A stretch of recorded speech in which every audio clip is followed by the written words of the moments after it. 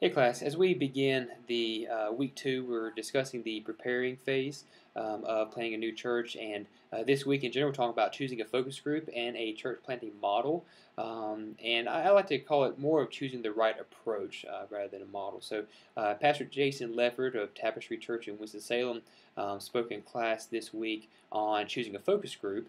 And then there's also a recorded Skype interview I did with Evan Blackerby, who planted a house church, Missional Community South Church in High Point, North Carolina, and that's also on Blackboard. So those two kind of cover choosing a focus group, and I wanted to spend a little bit of time today in this particular video to discuss choosing a model, or as I would say, the right approach.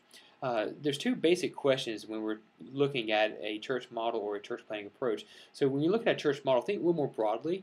Think of a church that's been around for 100 years. It has a certain kind of model or structure. And then with a church planning approach, we're looking at how is it getting its start. So a church model is what a local church looks like. A church planning approach or a church planting model is kind of how that church got started. And it can actually change. It can start out as one way and 10 years down the road become something a little different, maybe even evolve over time as either the city changes, the community changes, or leadership changes. So there are three basic models to a church, and these are very general: centralized, decentralized, and a hybrid. A hybrid is kind of where gathering and scattering happen. So they gather for worship and scatter for small groups or mission, that sort of thing. And we're going to go through each of these in just a second. And then the church planning approach or the church planning model is asking the question, how the local church got its start? And so there are five approaches to starting a church, as far as a model is concerned, that will look like the three models there on the left. So a traditional church plant can start as centralized or even a hybrid. It may even evolve. It may start centralized and become a little more of a hybrid after some time. A big launch is typically very centralized, or they're very hybrid. They have those elements of gathering and scattering.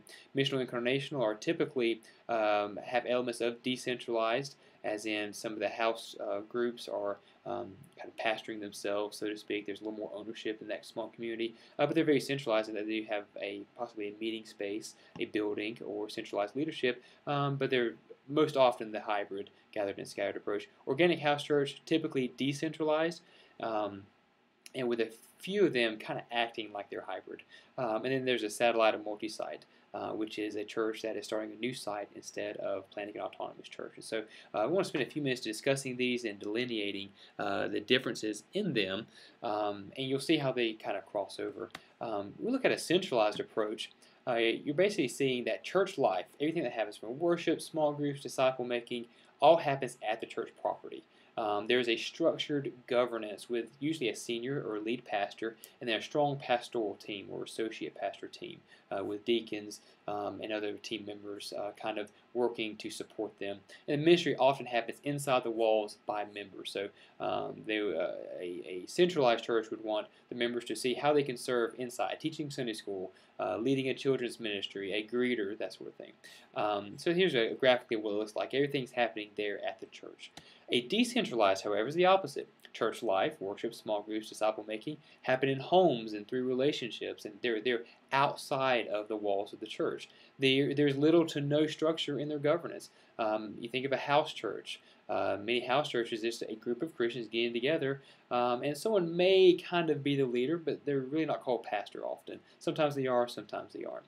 And the ministry has no walls. It's in your home, in your neighborhood. So ministry happens wherever there is a need. And so very, very decentralized. There's no one to answer to. There's sometimes not a collective pot to put their tithes and offerings into like a centralized approach would, a centralized model. And then here's what it looks like. Everything's happening away from a church building, and most decentralized do not have a church building, of course. In the hybrid, gathered and scattered, you see that church life, worship, small groups, disciple making happen at the church property when the people gather for worship, but they also happen in homes and through relationships as people scatter for mission. So you see this hybrid is a mix of a decentralized and centralized approach. This approach is becoming very popular now with churches having a Sunday morning worship service, and their small groups are happening in people's homes throughout the week. And so many mobile churches that rent their facility just on Sunday especially adopt this approach, so they can still have an element of a Sunday school, discipleship, small group time, but they do that away from a central meeting spot they do in homes, but they do gather in a central spot. And they do have a centralized leadership, though leadership is also spread out as these groups scatter. And ministry happens both inside and outside the church walls. So someone would sign up to help with the kids' ministry during Sunday morning worship, and then maybe also be one of the small group leaders and host in their home, so to speak. And I would say that here you have elements of both. You have some things are happening outside the walls of the church, some other things are happening inside. And I'll say that as far as these church models, I don't believe there's any one that's the right one. I think it all depends on some other factors we're going to look at here in just a second. S. had a really neat approach when we were now transitioning to a church planting approach. He says the challenge is that too many church planters fall in love with a model of church planting before falling in love with the people being reached. This was the case with me about 8 years ago. I started toward the end of my undergrad years here at Piedmont and into my seminary training. I started getting excited about church planting, and I wanted to start a church. I wanted to plant, wanted to pastor and be that lead pastor figure. And God, in His grace, has saw fit to allow me to wait and learn and and take a little more time. But I have for so long wanted to plant a missional incarnational approach church. I wanted to have that hybrid gathered and scattered. I read the really cool books. I went to some conferences, heard guys doing it in Portland and Tacoma and Austin, Texas and Phoenix, Arizona, and many other places. And I was excited. This has got to be the way. Then God has started teaching me in conversations with other planters and other pastors that what if I get to a specific neighborhood or community and the missional incarnational approach doesn't fit? What am I going to do? Am I just going to give up? Well, no. So what I advocate for, and we'll advocate in this class, is choose an approach that fits the people, not fits your preference. Now, you may be wired one way or another. You may be completely wired to lead a more organic house church approach and doing it a more traditional or big launch way, may be completely out of your zone. Well, that's great. Well, then find a context that a house church would fit better in. Okay, and so as we go through these, keep that in mind that I think they're all are great approaches. I think that we all need them, and I think each of these 5 really fit different cities, communities, ethnicities, demographics, and so forth. They fit different ones better. I think we need to pay attention to that and celebrate that. The first is the traditional. The traditional planning approach, and don't think traditional as in hymns and organs and a brick building that's been there for 100 years, even though those are great. That's not what we mean here by traditional, as in traditional worship. We mean just kind of a traditional way of doing things that has been done for centuries. Essentially, someone moves to an area and begins making disciples. They gather those new disciples for a Bible study. They start having that Bible study meet on Sunday morning when they have 4 or 5 families and start having a worship service. Then after they have the worship service, they start to grow through evangelism and disciple making, and then they start organizing different programs and ministries done at the church and outside the church. The strengths of a traditional approach is that there's low upfront funding. You can be bivocational, have a regular job, and also just start making disciples and see how a Bible study grows. There's a big push for evangelism, a lot of zeal for evangelism, and it's also very popular in minority and low-income cultures where this kind of slow, steady approach helps build relationships, but it also has an element of we are going to gather for weekly worship, and we're going to have some things for your family and for your kids. The weaknesses, though, the pastor's salary at first. It's often not there yet until a church family can be established that can start supporting their pastor. And so often they have to be supported outside of their church or work another job. They often can tend to focus on people like the pastor.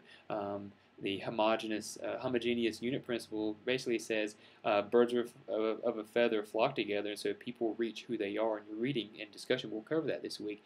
But as a pastor has moved to this area, starts disciple making and gather, most likely they tend to reach people who they are. And so a lot of people in the church can become that one way, so they become mono-ethnic instead of multi-ethnic, and monocultural instead of multicultural. And they also can have a narrow vision. They say, we're just going to keep doing our thing, and they typically aren't as fast to plant a new church. But we need traditional approaches to church planting. I actually think a mix of this, along with another of these approaches, is kind of how my wife and I are feeling led to do. The big launch approach. Here, the church, the planter gathers a church planting team, usually of 20 to 30 people, and they move to a city. And a lot of these, this team will come from a sending church. J.D. Greer's church, the Summit in Raleigh-Durham area here in North Carolina, is really huge on that. they send 50 to 100 people with a planter wherever they're going to go, Chicago or Charlotte or down the road. Um, so the planter gathers a launch team eventually. So you have a church planting team, it's kind of the initial group. Then as you move to the city, you start developing a launch team. So you're having Bible studies, you're building relationships, you're making disciples, and you're gathering this launch team. And then you start having preview services. Maybe once a month, start gathering for worship with the 40, 50, 60 people. Some of those who have moved with you, and some of you have had relationships that you developed. And the hope is that you want to have a big launch service. A lot of promotion, a lot of advertising, a lot of community events getting ready for it. You set a date, say this is our launch day. You want to have over 100 people. Some want to have 200 to 300. Each planter pastor is different. So that's essentially the big launch approach. The strengths to it, personnel support. You often go with a team. Big launch also means big finances. And so these people have to be funded, but a lot will go through the labor of getting all of their people supported, including themselves. Rapid growth. Often a big launch kind of mirrors the structure and DNA of their sending church. And so they have a lot of structures, and the people kind of, especially the 20 to 30 that moved with them, they have a really good feel of how the church should run and different things because they've been doing it at their home church together for years. And so you have often rapid growth. And when we have Christians who are in your community who hear about this new church, they often are attracted to a big launch style church because they've heard, oh, there's a new church in town.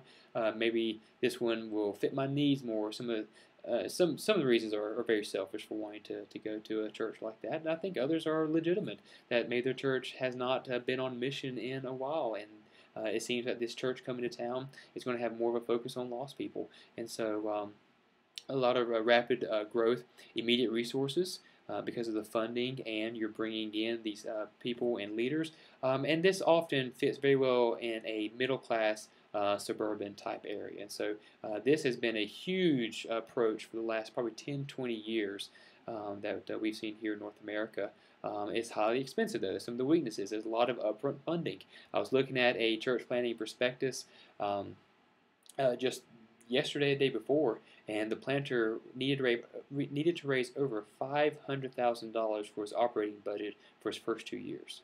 Now, I'm sitting here thinking, $500,000, I can do a lot more than just pay a few salaries and do some rentals with that money. I can do a lot more for lost people, and so I may not quite think $500,000, but with this approach is often a very high funding event. It's difficult to reproduce. Simply because it has a lot of structure, there's a lot of things, and the money makes it difficult. You have a lot of the same DNA from that sending church, but it's difficult to reproduce. It often attracts Christians, so you may not have as many lost people come to this new church as you would like. But it often attracts both Christians who are looking for a place to be on mission and also some who are disgruntled with their current church. And it often appeals to consumerism. A big launch, they come with often big programs or big community-type ministries and appeal to families, and they often can appeal to the consumeristic side of American culture, where we have what you want, come and get it. And not all of them do that. You do that, of course. But I love the big launch approach. I think it's needed, and I think it has seen a lot of healthy churches grow and be established in our country, and we need more of them. The missional incarnational approach, you establish a gospel presence, basically incarnation within a community. It's highly relational, intentional disciple making. Mission is seen as holistic to both the city and the community.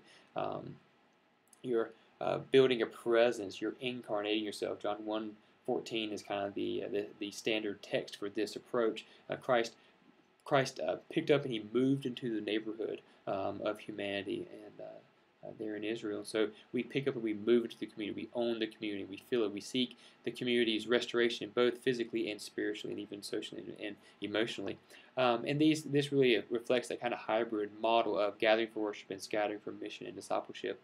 The strengths, this is very good in a post-Christian and urban context. Portland, Oregon, Tacoma, and Seattle, Washington, some of those places have very, very post-Christian, a lot of urban environments, but these style churches are thriving there. They're doing very well. They don't do so well here in the Southeast, where we are. Do not go to my hometown of Rockingham, North Carolina, and attempt attempt fully this kind of model. Some elements of it for sure, but you would need to look at more of a traditional or a bigger launch style in many rural areas, just because people have an idea of what church is already.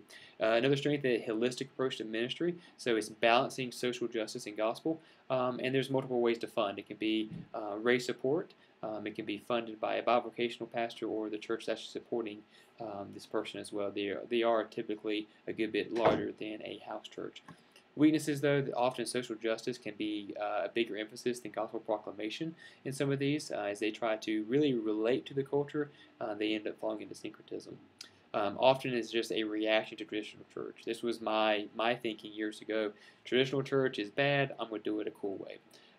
Some guys and planters in this approach think that way. But there are many approaches even within this one approach.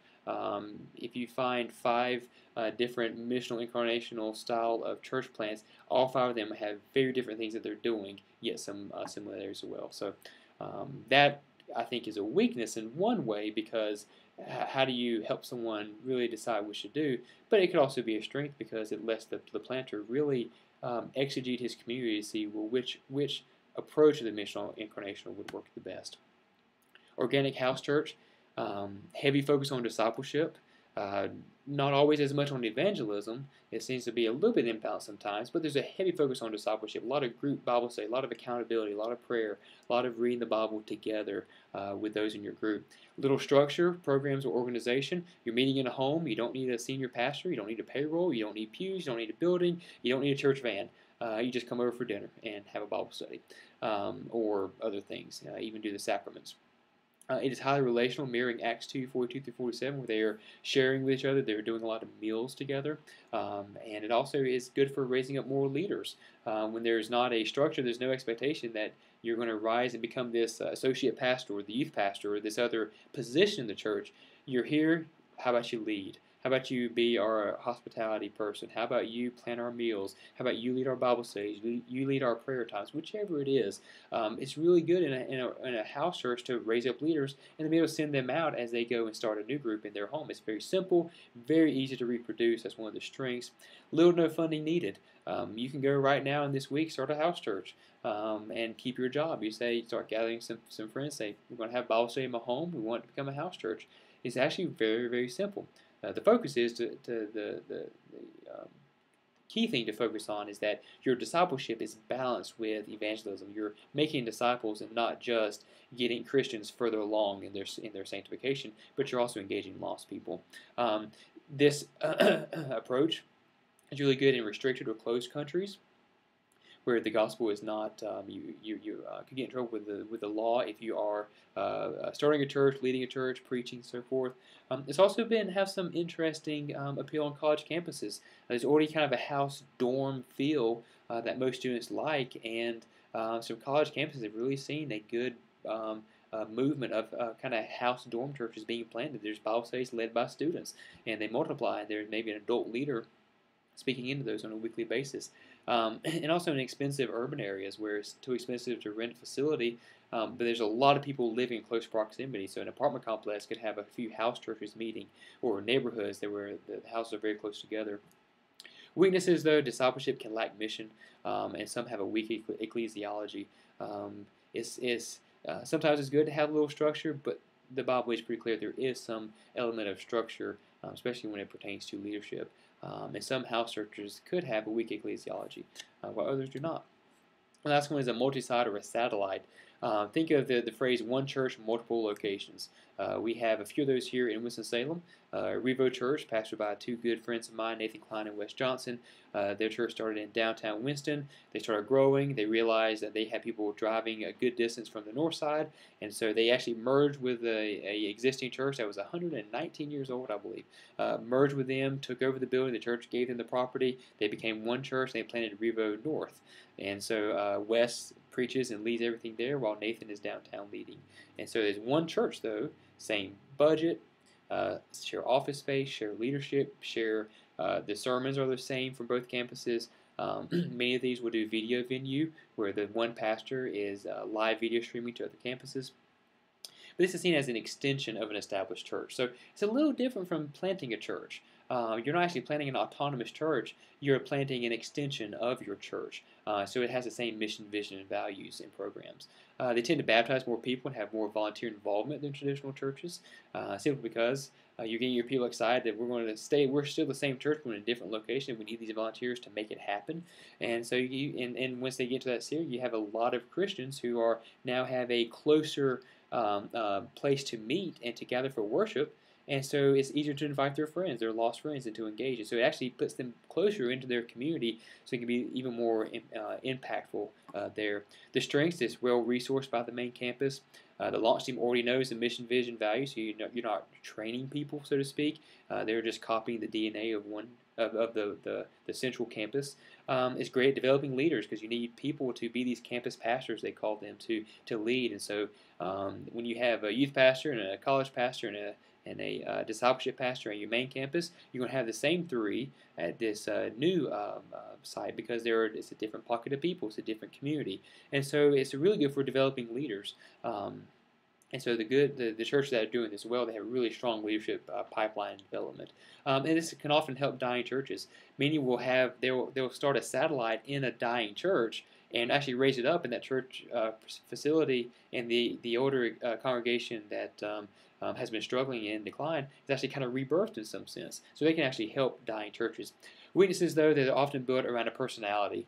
Think of the guy who's on the video who's preaching. He's in 5 different, 10 different, 15 different places on a Sunday morning on video.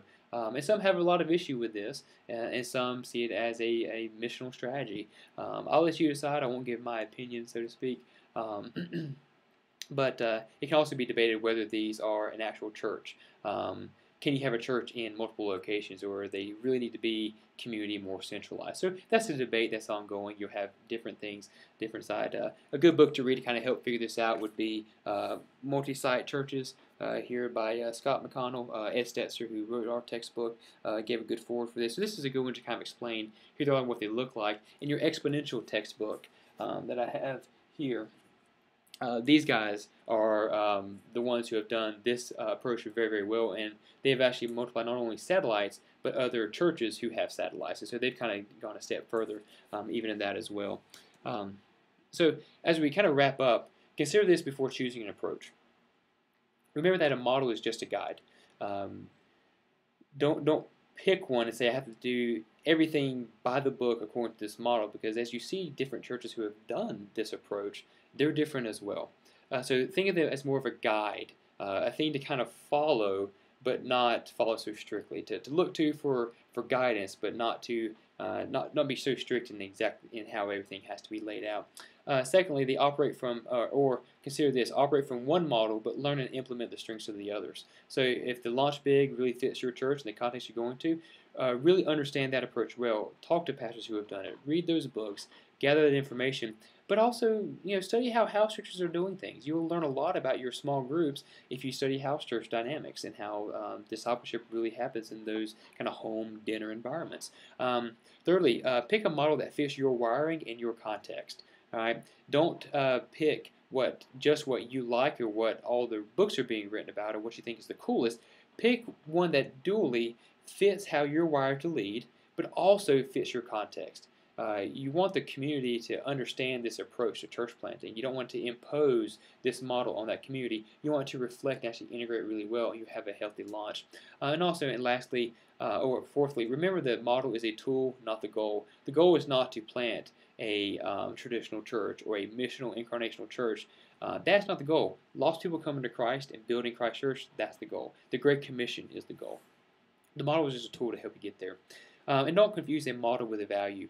Just because the missional incarnation or the house church or the satellite has different value sets that these churches who have done it and done it well really value and hold tight, that's their value. That's not their model. Their model is more the structure as you look back and take a 35,000-foot view of it. Your values, though, get into the nitty-gritty of the everyday operations of your church and how church life happens. So I hope this was beneficial for you as we discuss church models, but focus more of our attention on a church planting approach.